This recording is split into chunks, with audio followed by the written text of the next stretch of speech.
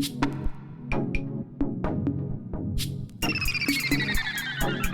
has arrived. Hey. Maurice and Odie gonna take over like Zach and Cody. Black and Snurdy is the best podcast. Gonna boom like Wile E. Coyote. Gonna make magic, they move like they hairy. Ain't talking about mental health, no, it's not scary. And Odie, she coming up with the astrology. Mo got a comic and that's the best policy. Maurice the GOAT, talking about animation cause you know. Odie, she moving way, we like the boat. Watching some movies and she taking notes, yeah. Kick back, listen. Black and Snurdy have risen. Upload on a mission. 5 stars, never dissing. Black and Snurdy, ooh. Black and Snurdy, yeah. Black and Snurdy.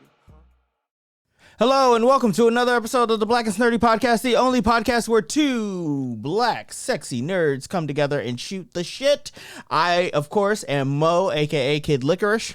And I'm Odie. And together we are the aforementioned Snurds here on episode 110 of the Black and Snurdy podcast. How are you doing today? I'm doing great. Mm-hmm. I had a lovely day out in the sun with our friends at Prospect Park. We went to Smorgasburg. Ooh. Oh, that's... wow. We're not restarting. I'm not going to restart. Yeah. But we had a lovely day in the park with our friends. It was black. It was beautiful. I feel very sun-kissed. Yeah, you got to meet some new people, too. I got to meet some new people. It was really nice. Yeah. So it was good. We played Cards Against Humanity. Love that game. I did not get any black cards because the white cards that I got were terrible. I came very close, I feel like, with one of them. Yeah. Like, but it's fine. Like, it's all... You have to know the humor of You the have to person. know the humor of the human being because it's all subjective. Yeah. Yeah. But anyhow, I'm doing well as well. It's been a long week and a long day, and it's going to be another long week. Yeah. A long week of poverty. Because of certain events that we'll get to later on, and I guess the section that made us happy or will make us happy, what have you. But if it's okay with you, why don't we just dive in with our hot topics? When you want a hot meal without a big deal, what are you gonna pick? Pop topics. Pop topics. Pop topics. Not hot topics. Pop topics. Yes, I love it. Did you like that drop? I did. You want to hear it again? Yeah, sure. When you want a hot meal without a big deal, what are you gonna pick? Pop topics. I was right next to you when I was Yes, recording and it, I didn't so. realize that's what you were doing at the time, but it makes sense. Yes. And I love it. All right. So where do you want to start? We're going to start off with something great, and then we're going to slowly devolve into, not even slowly, we're going to quickly devolve into terrible things. Yes. But just for the beginning, to start off with some beautiful news. Yes. Gabrielle Cetabaye and her husband, Brandon Frankel, posted up pictures of their new babies. They're twins, and they're so cute. Their names are Cooper and Maya, and we are so excited for them. In Brandon's Instagram post, he put, "Welcome to the world, Cooper and Maya. Our babies arrived in April and brought us so much life and excitement, and brought so much life and excitement into our existence. They are sweet and funny and love cuddling with us and are developing a beautiful siblinghood with each other." Now, I didn't realize that this was Gabrielle Cetabaye when you initially sent me the list of topics. Yeah. I thought maybe the story that you wanted to go with was that the babies were kind of a little bit different for being twins. Which One's a little brown, like a little caramel. The other one is more of a more a pale. milk, More pale. Yeah. Cream color. But But that's what happens with genetics. You never know. Even if you have two black parents, you never know what your children are going to come out looking like. I learned that by watching Blackish. Yeah. Because like me, my mom, my sister, and my dad are pretty well. Me and my sister are pretty much the same complexion. Yeah. My dad is a bit darker, I would say. And then when he's in the sun, he gets Super chocolatey. Super chocolatey. Me, I can only get but so chocolatey in the sun. Yeah. Yeah. Same. Yeah. It's a burn. Well, not same. Like, you could get, like, fucking enriched diabetes chocolate. Every summer, I plan to be like Lupita levels of chocolate. Yes. I have not gotten there yet, but I the look forward to it. Nyong'o effect is what they call it. Yes, that's what I'm looking for. Yes. But no, yeah, I mean, her babies are super cute. One of them definitely looks like an old person, like they've been here before. They already have like a stink face. Like, what do you? Well, lighter babies tend to look like turnips.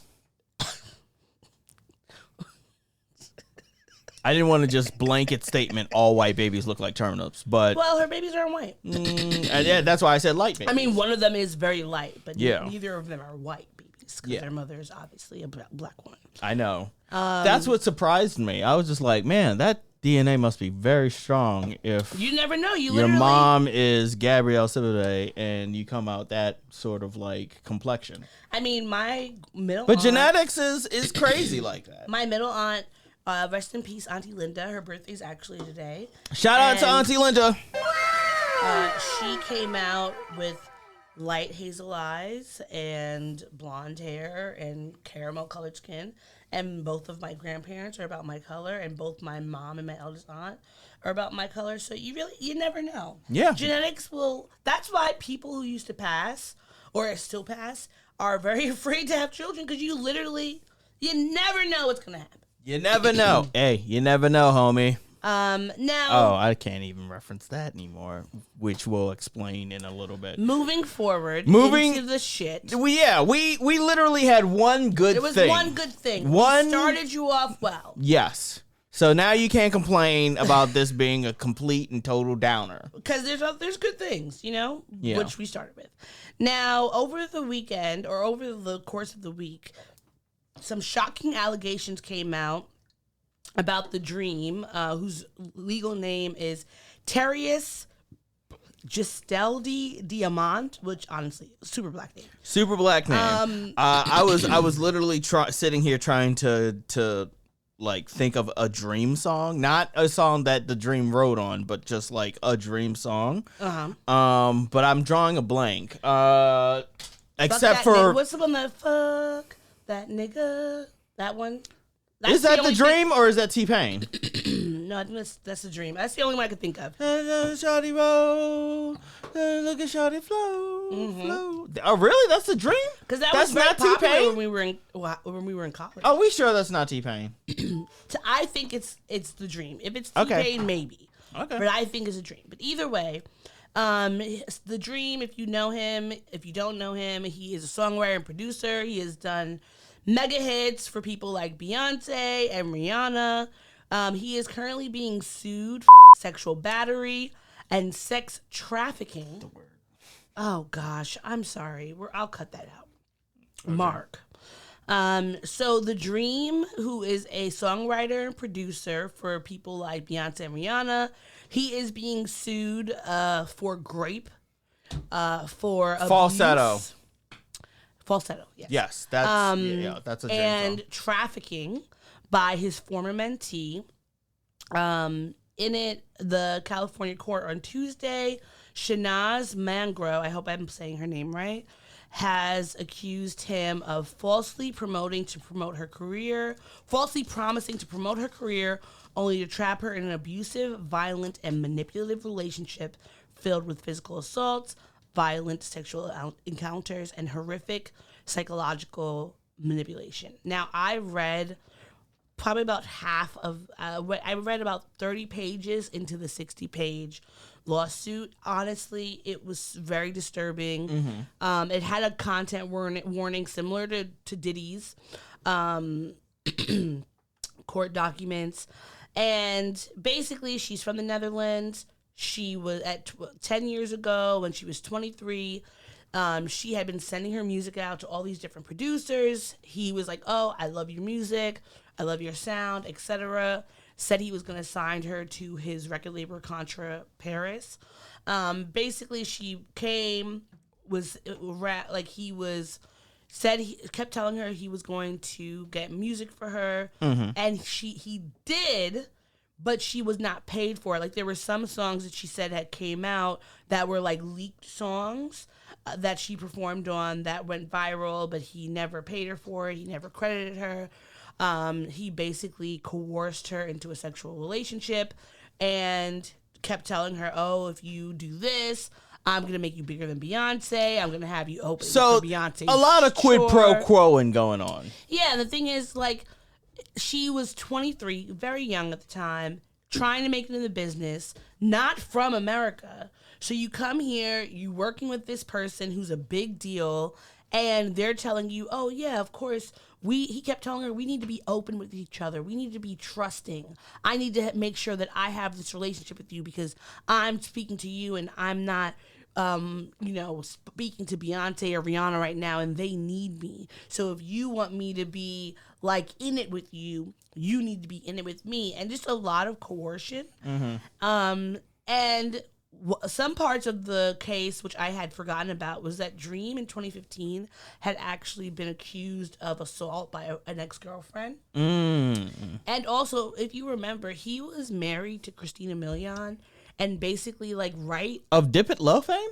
Was that true? Yeah, they were married. I did not know They that. had a child together, and basically, like, right after, it was either right after she had the child or right before she had the child, he filed for divorce. Because there had been cheating allegations. People had gotten pictures of him in the Caribbean with some other woman. Sure. And it was just like, it was very messy. And now I remember the messy part of him and Christina Milian, but I did not remember all this other, like, abuse allegations that had come out from other people. And I mean, it's just disgusting. No one should be, if you are a young person or of any age, you are trying to fulfill your dream, you come to another country to do so, and someone just takes advantage of you. So we'll be looking to see what happens with the case. Yeah, because we were just talking about this earlier today. Like, yet another instance where we kind of have to throw away entire catalog of music just because of some nasty man shit. Not nasty man shit. Not nasty man shit. Nasty man shit. Ban men. It's ban men until it's not. Yes. Because honestly, the fact that every week we are getting another article about another famous man doing something, it's fucking shitty. And speaking of another famous man who's being accused of something, I liked Kanye Walking on the West. Moon, and now I can't even listen to that song anymore. I don't even know what song that And is. I'll be walking on the moon. It's Oh, not okay. it's not that great, but it was one of my favorites.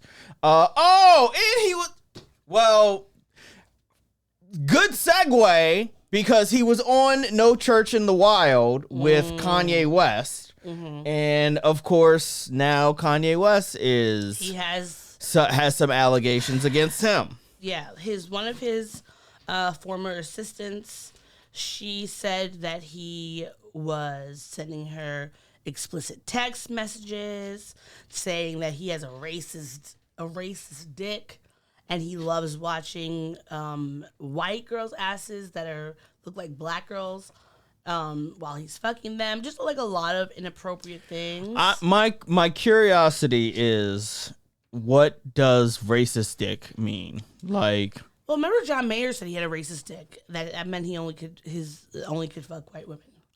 right, but like Kanye West, for a black male to say that, he's saying that he wants to have he sex only with white wants women he only wants to have because sex his with dick white is women. Racist. But you can't be a black person can't be racist against black people. I mean, they could be anti-black. They could be anti-black, but yeah, it's not racist, or it's not racism. We'll get into racism today. Yeah, but I mean, I guess technically it's not racism, but Yeah. he said it. yeah, he said it. Now he is trying to say that she is just extorting him. This is blackmail. Her name was, his former personal assistant's name was Lauren Pisciata. His attorneys are trying to say that she's an OnlyFans model, which apparently she does have OnlyFans, but they're trying to use her attractiveness, her body against her, and basically say she's using this for clout, that the only reason she's going after him is because she was trying to extort him. Apparently, Jay Leno is suing her for stealing like a watch or something like that. But like at the end of the day, none of that shit matters. So it doesn't matter whether she's an OnlyFans model.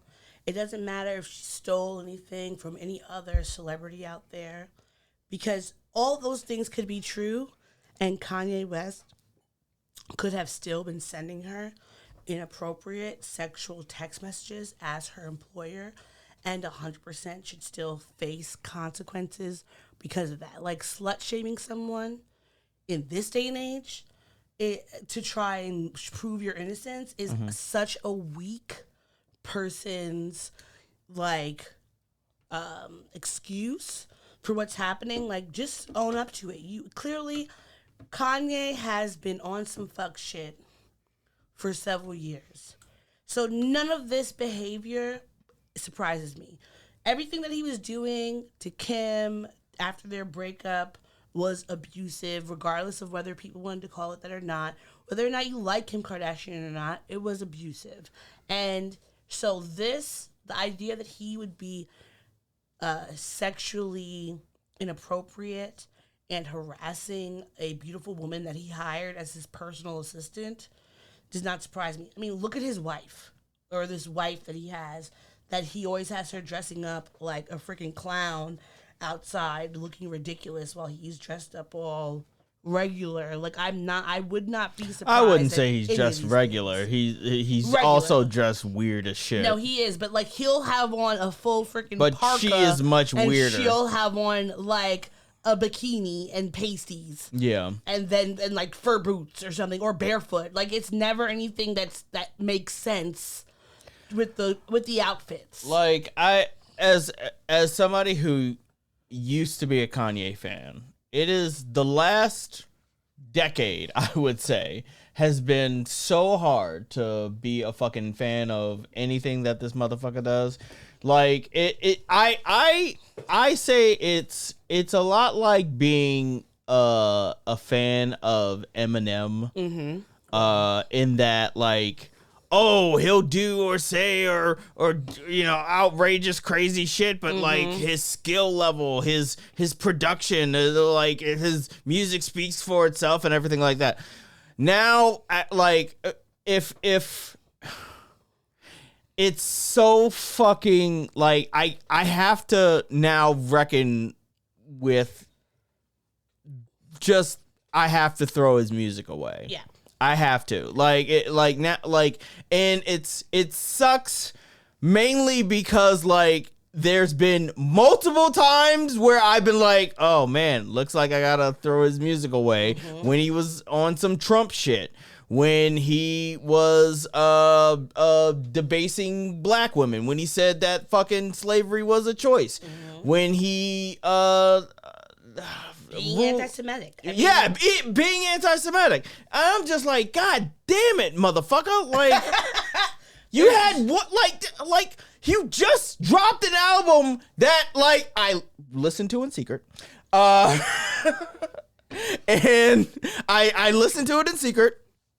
I didn't blast that anywhere else, but there was one song on there where I was like, shit, this is a good song.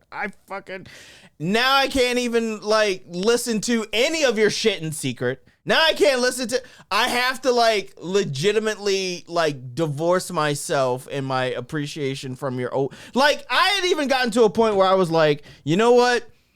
I can't like your new shit. I can just appreciate your old shit when your old shit was, you know, when you were a different type of outrageous. Yeah. But now I can't even do that in good conscience. Like, I really can't. So yeah, it's bye to all the Kanye shit. I'm really glad I didn't get that teddy bear tattoo that I was thinking about getting. Oh man. Yeah, I was this close to getting the Kanye West bear on my leg. I mean, sometimes people let you down. And he has been showing us year after year the type of person he is, and we just have to continue to believe him. I just want him to, like, grow up and be accountable, because this nigga is almost 50. It's not gonna happen. I know it's not gonna happen. I'm Because just saying that, like, like in this situation, like, I've heard some people, whether it's podcasts or people online, saying, "Oh, Maybe she's lying. Maybe it's just like for publicity or whatever the case may be. But at some point, you have to reckon with the fact that your fave may actually be an ancient person. Yeah. And Dude, he even he's just not a good dude. And I know that, you know, a lot of music creatives, what have you, any field of creative is, you can name any artist who is a creative musical genius who also might have been an abuser, who might have been a racist, who might have been a monster of some kind. You know what I mean? Turns out they're also just a bunch of creatives and musicians who are just decent people. there's so And this makes me realize, like, you know what? Instead of Kanye, I'll just listen to more Kid Cudi. Yeah, I'll just I mean, listen to more Kid Cudi. the thing is, I was embarrassed that when we went to that Kid Cudi concert, I didn't know more of his deep cuts, and I felt I felt like a poser. But now I'm just gonna go back and I'm gonna listen to more of Kid Cudi's shit outside of Kid See Ghosts and outside of some of the Kanye produced stuff. I'm just gonna listen to more Kid Cudi. yeah, I mean, the thing is, when people get upset about More Lupe Fiasco. you can't listen to R. Kelly anymore, you can't listen to Diddy, you can't listen to Drake, you can't listen to Kanye. Honestly, there's so many people. These are not the only people. And I am not even saying that it's not difficult in the sense that, like, there's so much music from our childhood to now that has gone out the window where people are like, oh, like, whatever's happened, we can't support this person anymore. And that's just something you have to reckon with. Find new people. There's so much music. There's so much old music that wasn't really, like, played as much because it wasn't as popular. That's really great. There's so many new people that are coming out. Sure. Like, we are not want for music or media or anything because there's so many creatives out there that we just can, you can sneeze and find somebody, like, to replace this other person.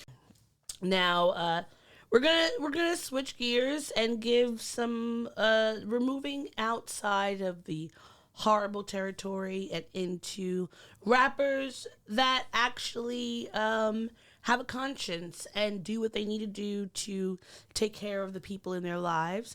Rapper Bun B, his real name is Bernard Freeman, but he was catching heat this week on social media because this past week he spoke at the sentencing hearing of DeMonte Jackson, who had previously pleaded guilty to an armed invasion. Basically, this man pulled a gun out on his wife at their home, trying to rob him, and his wife has faced some very serious PTSD from this. Yeah. Even watching the video. Did you download the video? Yes, I have the video. Okay. Let me know if you want to play it. Yeah, let's watch his Bun B's wife and him from the stand, and you can see, you know, just how shaken up she has been from the situation. So, Oh, sorry. Bun B, he said that just the idea of seeing my wife in this state, hearing her voice in this state, I mean, I'm her husband. That's my primary job, is protecting her, making her feel safe. There are times when she gets closed off, she can't communicate, and I just get so angry all again because she didn't deserve it. She didn't ask for this. Now, For the audio listeners, for a little bit of context, that was an excerpt from his wife. That was an excerpt from Bun B.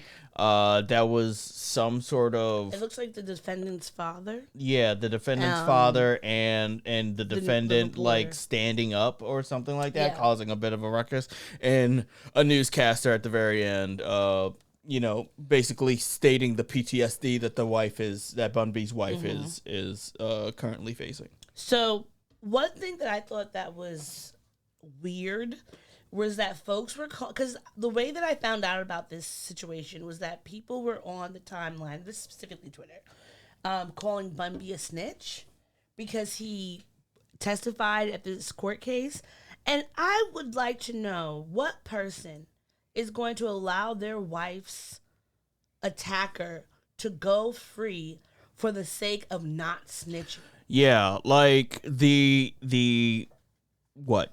Street The street code? code this- goes out the window when we're talking about my family, my wife. You pull a gun out on my wife, I'm protecting my family, and yeah, I want you to go to jail. You've caused irreparable harm and damage to my wife. She can't even go back to our home because of what you've done. Of course I'm taking a stand. Yeah. Of course I'm standing 10 toes down against this motherfucker. And fuck anybody who says that it's fucking snitching or whatever. That kind of BS, you know what? It reeks of toxic masculinity. It reeks of dumb niggerdom. Like, it reeks of just this weird hood mentality that says that, like, we're supposed to, like, protect our people and go against the cops and stuff like that. Look, like, in a case like this, like, Bun B did the absolute right thing. Yeah. Like, trying to protect his family, protect his wife, and stand by her and get this motherfucker thrown in jail. He could have killed him, honestly. Bun B had a gun. Bun B had a gun. He shot at him. And then he beat him up. So would you have rather him killed this 20-year-old? Not to say, like, to me, obviously, this 20-year-old black man, he had he was 20 at the time in 2019 when this happened. Do I think that I wish that he could get whatever he needs to figure out why were you trying to, and that was his father in the video, like, asking why would you do this? So I want him 100% to get whatever help he needs to be able to come back into society, live his life, be with his family. Like, that is not something that I'm against. And he's going to hopefully get the chance to do that. I don't know about in Texas because Bun B is like an icon in Texas and in the rap world. So perhaps. Oh no. If this is taking place in Texas, he's going to jail. He needs to be, and he should go to jail. Houston, but he's going to need protective custody because even somebody, Bun B's attorney said there are a lot of people that love Bun B and hold him very dearly. I wouldn't want to be DeMonte Jackson walking the streets. I hope he stays in jail, but if he doesn't stay in jail, he might want to get out of Houston. But even if he is in jail in Houston, he's going to be. Remember when the man who killed Michael Jordan's father went to prison? Yeah, they had to basically put him in protective custody because the people were coming after him. And so the thing is, I want this young man to get the help he needs.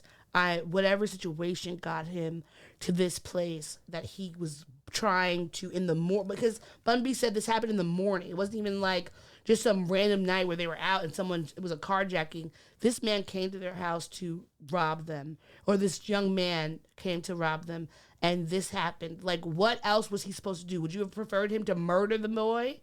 Like, he did what he had to do. He protected his wife. He has gone according to the law with whatever his wife wanted to do to make sure that the man that assaulted her is away. And I think more of y'all need to think about that and protecting your family members versus having some sort of code, because that code means nothing. Yo, it just screams that motherfuckers do not give a fuck about black women and protecting them. So shout out again to Bun B for protecting his queen. Well, speaking of protecting things that are close to you, Nick Cannon has allegedly insured. I was wondering what the segue was going to be. His testicles for $10 million. Now, Nick Cannon is a father of 12. He has he had 5 children with 5 different women in 2022. And he said that the valuation means he can proclaim the title of most valuable balls.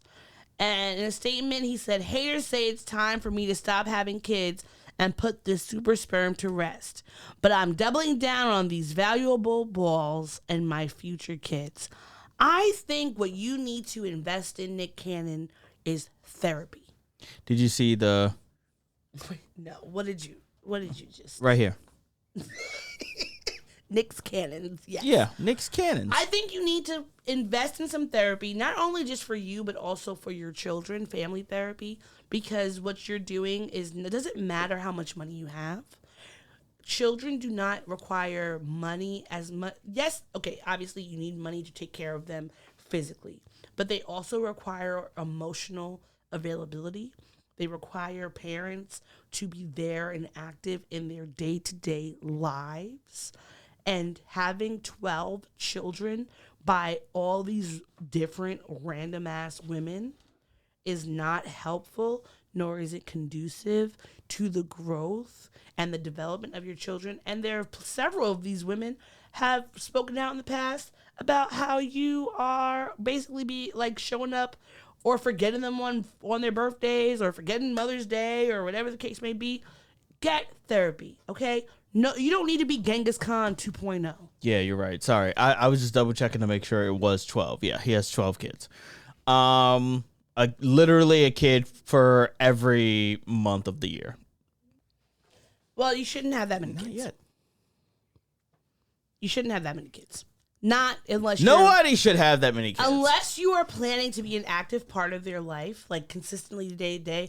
This would be the difference. No. If he built a commune or compound where he had all the women who he's had children with living on that compound, so he was there to be with his children all the time. Because this is the thing. Polyamory, polyandry, none of these things are new. People had many different partners, many different children. But what made that a thing was that they were the same place getting all the same benefits of seeing the singular person. It's basically like he's living on his own, living his bachelor-ass life while he is impregnated all these women, and he just pops in and pops out for these 12 different children's lives. I mean, it's shameful. And now, your you balls see are not this, valuable. You see this differently than I do. Like, I personally, I think that there's a specific threshold where you can't be a good father to X amount of kids. Mm-hmm. Like, you just can't. Like, if you have 2 children by the same parent, if you have 2 children by 2 different kids, fine. That by 2 different kids, parents. 2 different parents. That's fine. You know, that's fine. I think that, like, once you dip into, and I know this is probably going to be a little bit too touchy for you. I think once you start dipping into more than 3 children, mm-hmm. then you're the availability, because you also have to work. You also have to, like, sit. So imagine you're spending 40 hours out of the week. There's a finite amount of time that you can spend with children. Yeah. You're spending 40 hours out of the week at minimum fucking, you're spending 40 hours out of the week working. Mm-hmm.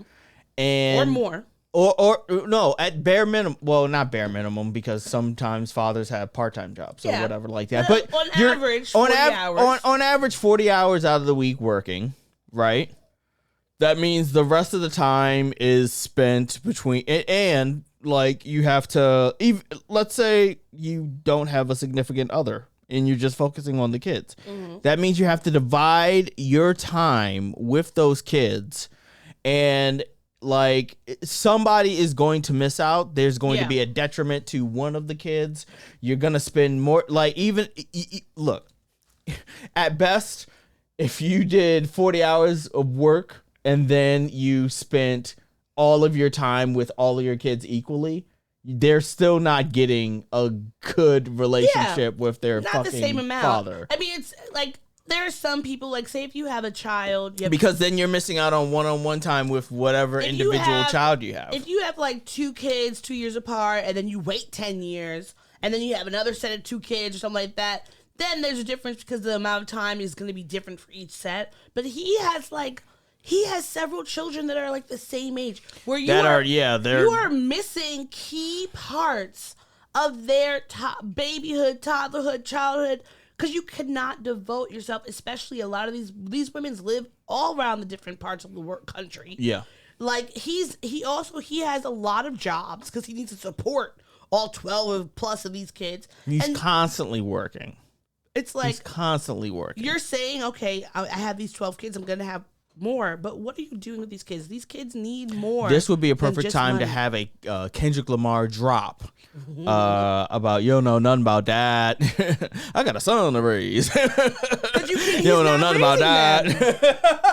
Nick Cannon ensuring your balls are gonna know about that. You cannot, like, don't have children unless you're prepared to raise them. It doesn't matter how much money you have. Agreed. You need to Agreed. be there physically to raise them. Every day you need to be playing with them, talking to them, all that. It takes that is a lot of energy, that is a lot of work. And you can, unless you don't, even if you have a village of people helping you, you still need to be someone who is a main caretaker for your child. It doesn't matter what the mother is doing or the other parent is doing. It is not, it does not make sense for you to just keep spewing your seed and not actually doing something to raise them. One of these days, I want to sit down and have a podcast with you where we break down like the sort of math of how much time you should spend in a week with your immediate family. Mm-hmm. Like say you're married, you have a kid, you have a full-time job. Mm-hmm. So like break it down. Like if you sleep. Say you sleep 6 to 8 hours. 6 to 8 hours. You work 8 hours. 6 to 8 hours times 7 is. See, this is another episode. Because we're not good at math. And not only are we not going to math right now, we just don't have time for this because we have so many fucking things on this list. All right, what's next? All right, speaking of kids, Jay-Z is working with a educational campaign for Philadelphia that will secure about $300 million in scholarships for kids in grades K through 12 from low-income households so they can attend one of the city's private schools. Now, I saw this. It's become a big controversy because the tweet that I saw about this was like, so you want to go to Abbott Elementary and move those kids to the charter school instead of funding Abbott Elementary. Basically, you're going to giving money to Philadelphia's charter schools, but not giving money to Philadelphia public schools where it's actually needed. And I think that is a valid critique. Okay, maybe this is showing my ignorance. Can people donate money to public schools? Yeah. Yes. Oh. Yeah. I didn't know There that. are so many public schools. I thought public schools by definition is like a taxpayer paid It thing. is, but the thing about it is, one, you're taxed. If you live in an area that is not in a big tax bracket, like, could you imagine what a school? And you don't even have to imagine. You've probably seen it. When where you were growing up here in Brooklyn, if you look at a school in Park Slope compared to a school in Flatbush or out in Canarsie, they look very vastly different because it's the tax difference. Yes, they are. So I think yes, is it a great opportunity to help a student go to a private school that might push them forward? Sure, but why not fund the public school to make it so that all the kids can be getting the resources that a private school student would be getting? And also, I mean, I don't know how much you know about charter schools, but there's a lot of controversy around them because, one, the people feel like they're extremely critical of the students. Mm-hmm. You could basically get kicked out for anything. Mm-hmm. And in places where the education system is not that great, they'll put these charter schools in. That might be your only access to having a school with like updated books or computers or whatever. And they're taking the funding and the students away from the public schools. And so by giving money to a charter school or a private school, you're depriving the kids in the Philadelphia school system of possibly being able to get those resources. So it's a good thing that he's creating scholarships, but also it's like, did you think about what was going to happen after that? And also, I mean, there's just been a lot of these old school rappers, which you could call them old school now because they've been around forever. And almost 50. Yeah.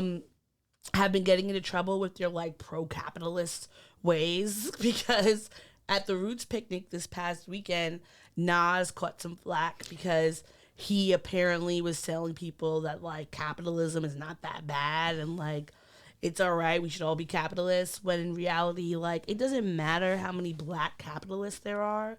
That's not going to change anything for black people. Having a talented 10th does not do anything for anybody except for the talented 10th. So you being a billionaire or a millionaire, you are good for the most part, but that's not helping or changing anything else for the rest of us that are not a part of the 1% and will not be a part of the 1%, regardless of how smart and talented, et cetera, et cetera, et cetera. So it's something to think about. It's something that people are going to be. There's controversy around. On one hand, it just makes me hate billionaires more because it turns out like I literally am showing my ignorance. I did not know that you could donate. Yeah. I know that you could donate to schools, like private schools and shit. I didn't know that you could donate to public schools. I literally did not know that.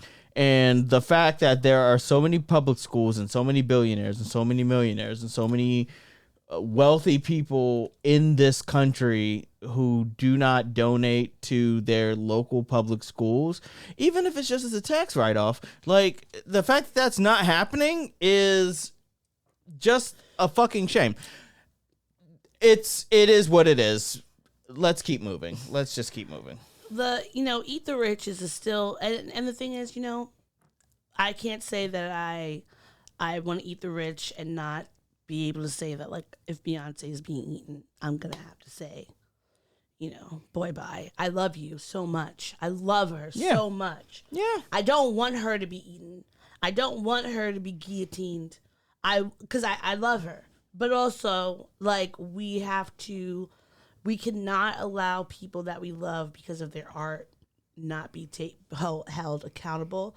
And people like Jay-Z who have extremely humble beginnings, you would hope that they would, you do better. Just do better. Just do better. All right. Next. Moving forward. So if you have not heard, Wheel of Fortune host Pat Sajak is retiring after his 41st season as the host of Wheel of Fortune. Shout out to Pat Sajak. Shout out to him. He's been doing it for a long ass time. It's been a very, very long time. So, Sony Pictures Television announced on Tuesday that Ryan Seacrest will be his replacement. He has a multi-year deal, and he will begin next year after Sajak's 40-year-long run concludes. Seacrest said, "I'm truly humbled to be stepping into the footsteps of the legendary Pat Sajak. I can say, along with the rest of America, that it's been a privilege and pure joy to watch Pat and Vanna on our television screens for an unprecedented 40 years, making us smile every night and feel right at home with them." Now, one thing I'm curious about is who's going to replace Vanna White. Who's going to replace Vanna, and are they replacing her because she wants to go and she's retiring, or because she's been asking for more money?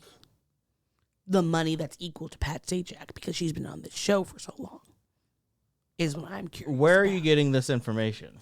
Well, what was it? Several years ago, she came out and said that she had not been making the same amount of money as Pat, not close. And so there was a whole thing on the Twitter timeline about pay Vanna White. And also, women make less than men, regardless of how famous they are.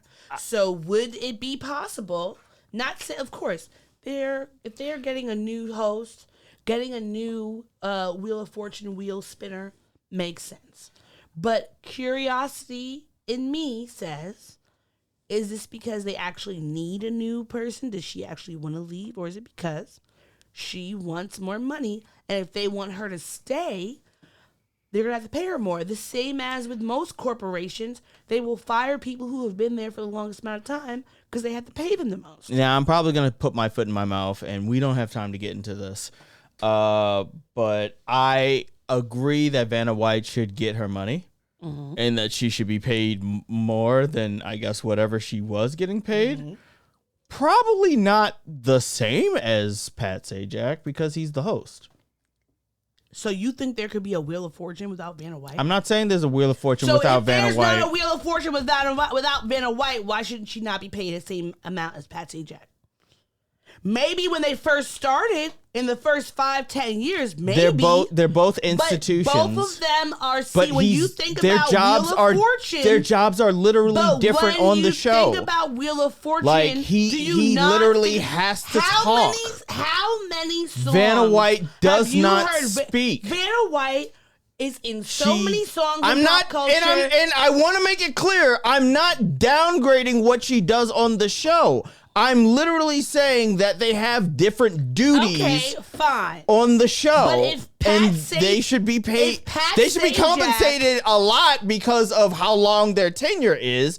I'm just not saying that their jobs are the same. Is at 10 million.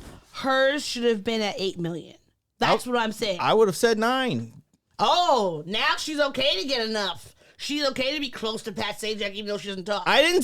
I never said that they shouldn't be close. I just said that it doesn't make sense for them to make the same because their duties are different. But they're both institutions on that show, and therefore they should be making a lot of money together. Okay?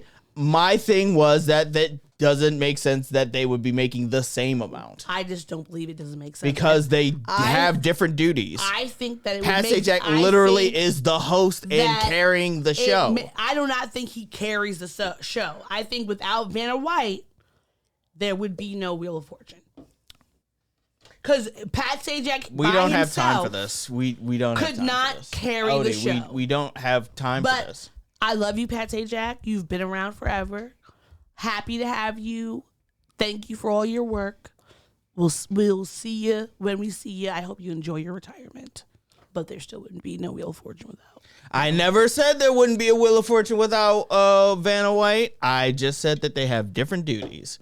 So, yeah, that's all I'm saying. That is simply all I'm saying. But we don't have time for this. Next thing.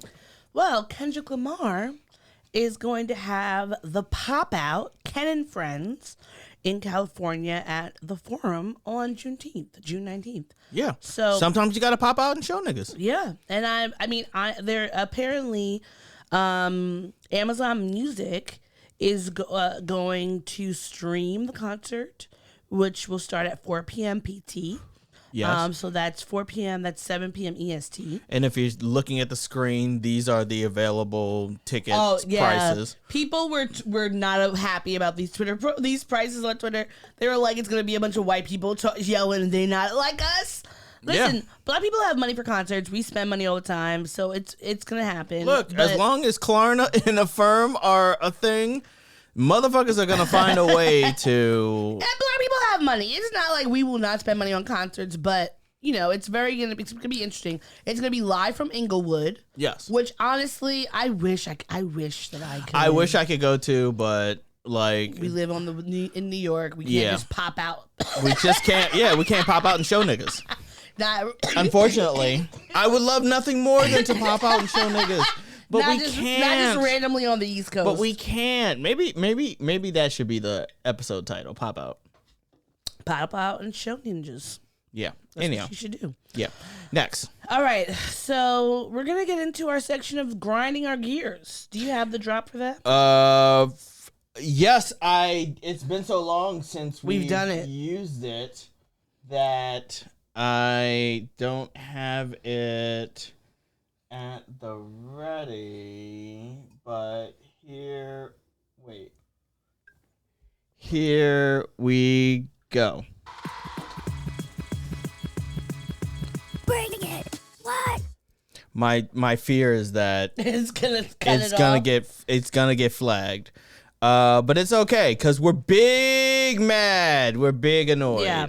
So the first thing, there's a video that I want you to put up of Jonathan Kay, who is the managing director at Moelis & Company, which is a leading investment bank with offices in Midtown Manhattan. So Jonathan Kay, who's 52, was seen throwing a punch at a black woman that they have not named yet in Brooklyn, where he lives and owns a $4 million 4-bedroom townhouse in Park Slope. Please play the footage.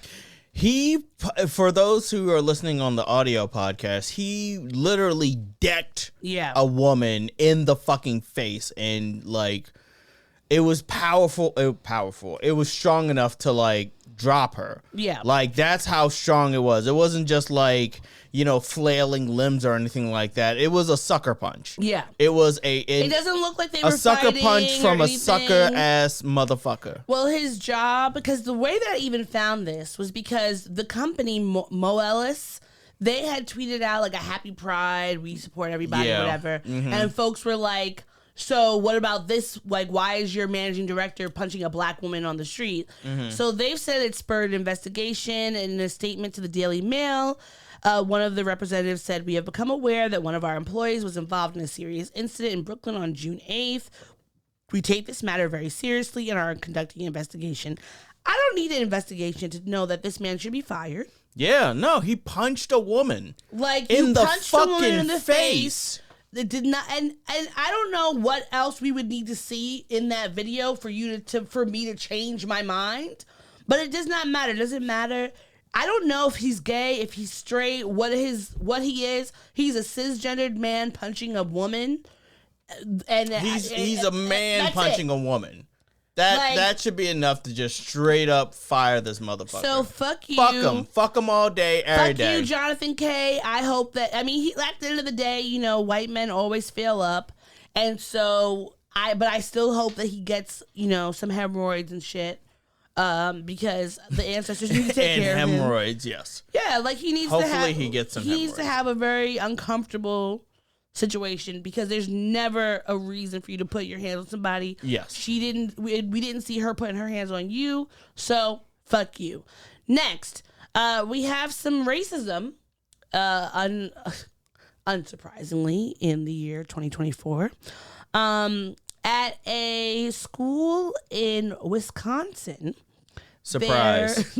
Such a shock that in Wisconsin, in white-ass cheese country, that there would be some racism going on. So at a school, Baraboo High School, on May 31st, they had a graduation ceremony.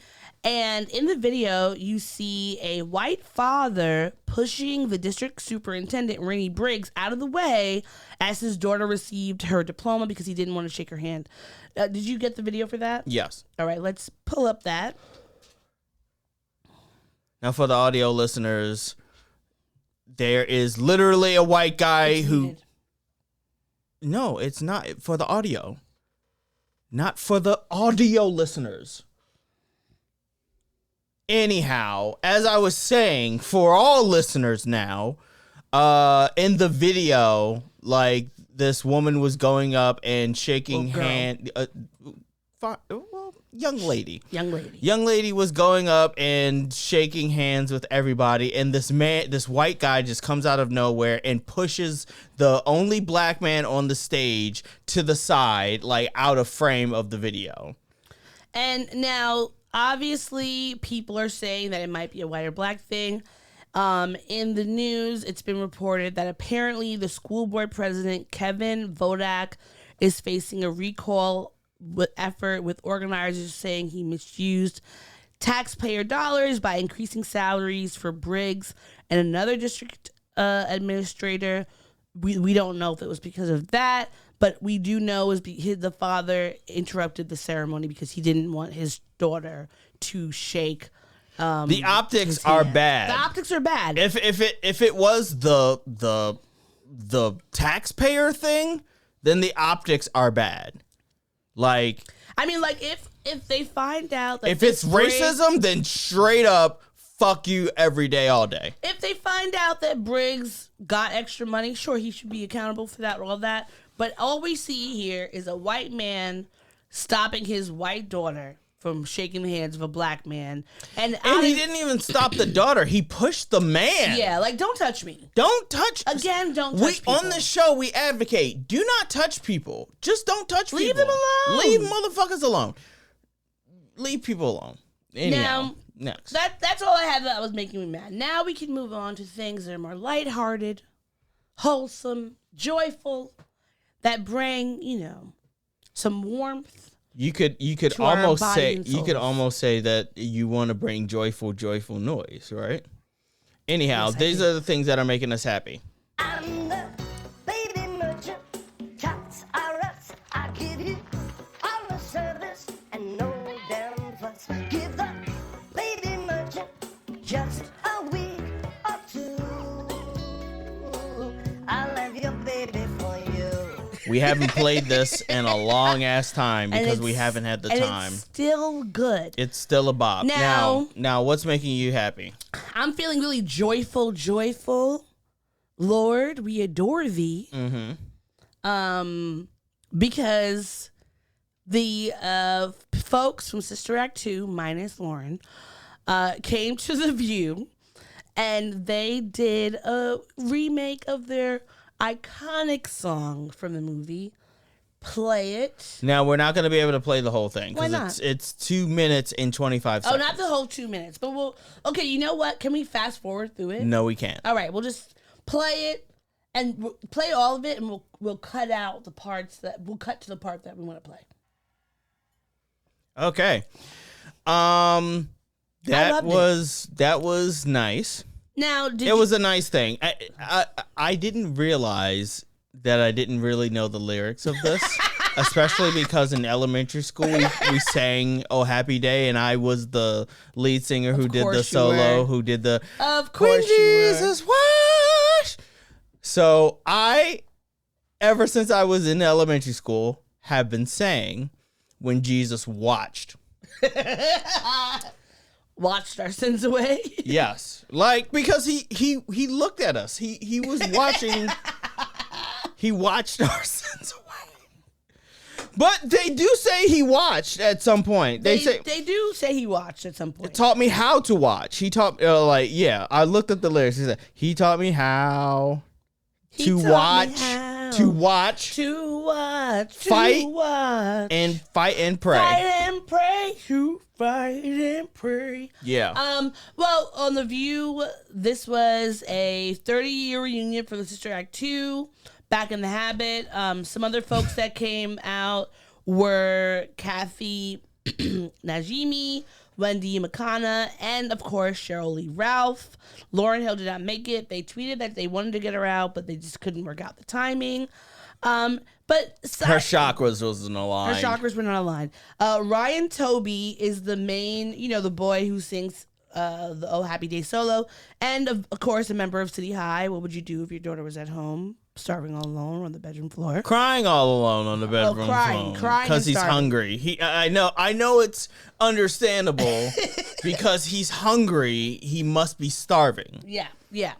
But no, he's crying all alone. He came back and did you know that Whoopi Goldberg's daughter Alex was in Sister Act 2?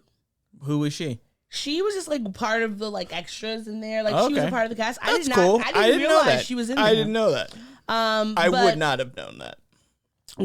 Of course, Sister Act 2 is such an iconic film, black or otherwise. So seeing that made me happy because I love that film. I love that song.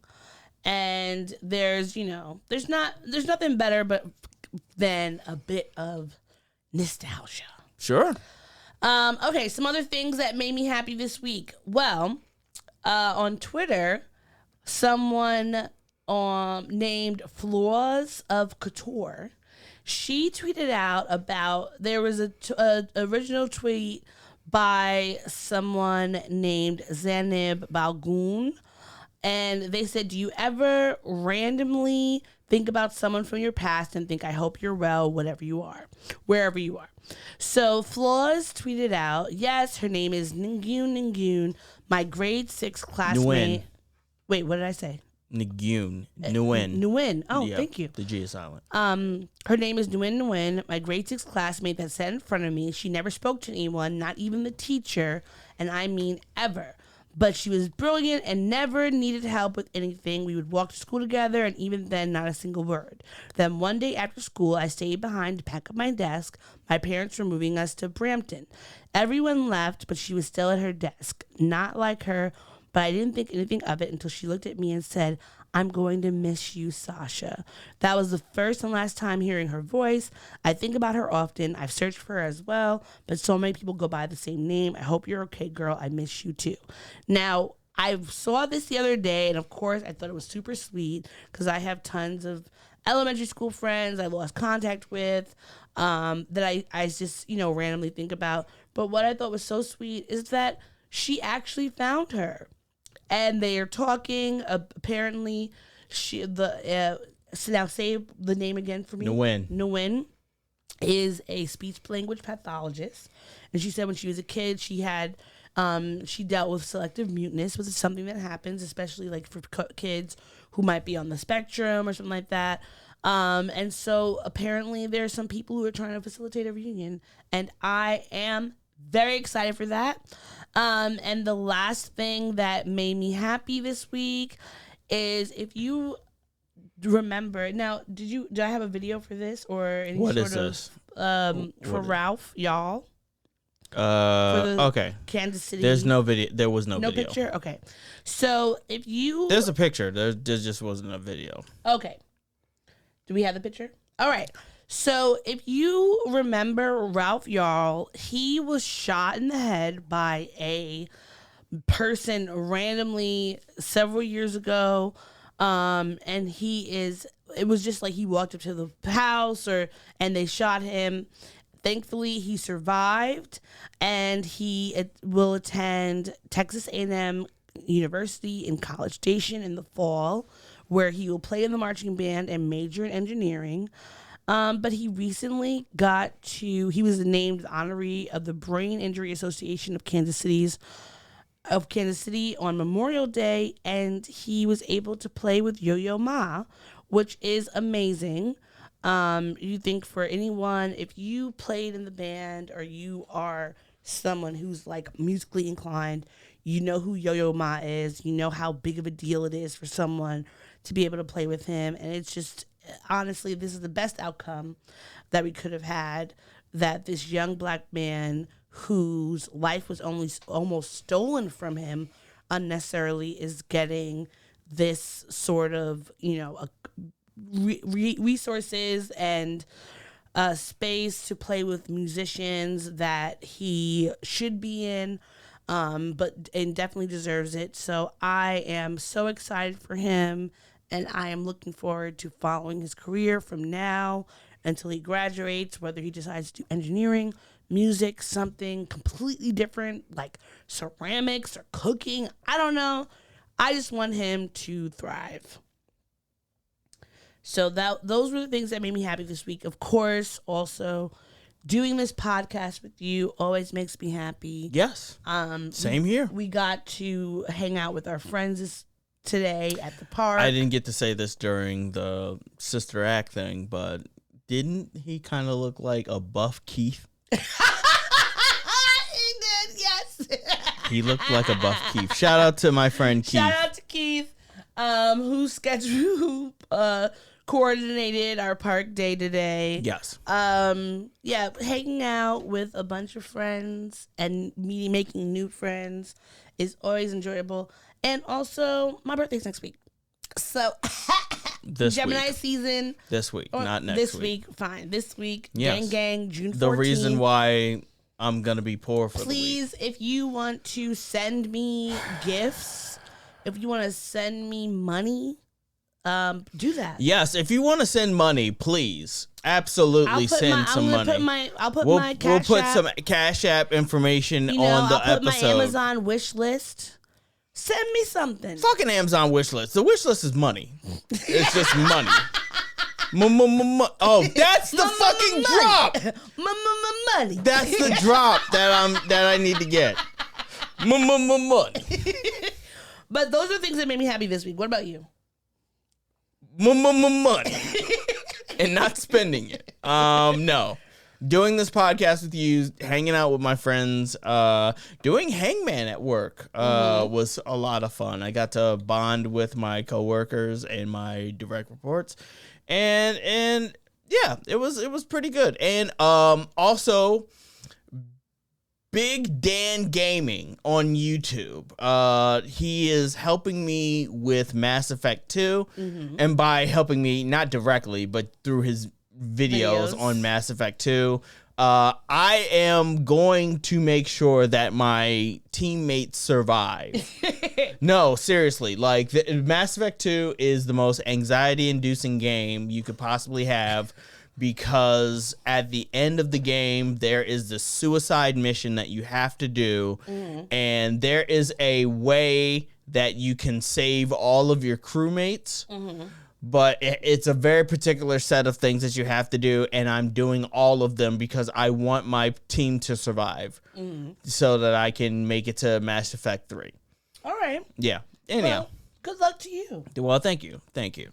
Yeah, we could get rid of this. Sorry. I'm still not. It's all right. It's fine. It's fine. Yeah. It's just Hide current something. Yeah. Let's hide this. Anyhow, so that's everything. It's saying this must be pop on the bottom. Yeah. Oh, has it been saying that this entire time? I have no clue. Oh man, because I just found out that you could do a ticker, and I thought I did that because we were happy. Yeah. All right. Okay. Well, anyhow, things that I need to. That's also something that's making me happy. Learning about things that I need to do for this podcast to make it the most optimized podcast we have. Yeah. So, until next time, take it easy, keep it sleazy. See you then, and we will be back next week with more of the Black and Nerdy podcast. Bye. Until then, bye. Thanks for listening to the show. If you'd like to contact the podcast, you can reach us via email at blackandsnerdypodcast@gmail.com. You can also find us on Instagram and TikTok at Black and Snurdy Podcast, as well as on Twitter at Black and Snurdy. You can find me, Maurice, on all social media under the handle Licorish is Legit. That's Licorish is legit. And you can find me on Instagram. It's ThatsOD, THATSOD.E. And on Twitter, THATSOD_E. And don't forget to like, rate, and subscribe to us. Tune in next time to the Black and Sturdy Podcast, where nerds of a feather flock together. Remember? Bye. Boy. Not yet. No, this is keeping it. We're keeping this in. Don't forget to take your meds and your subs and drink water. Bye. Bye. I actually want to keep that.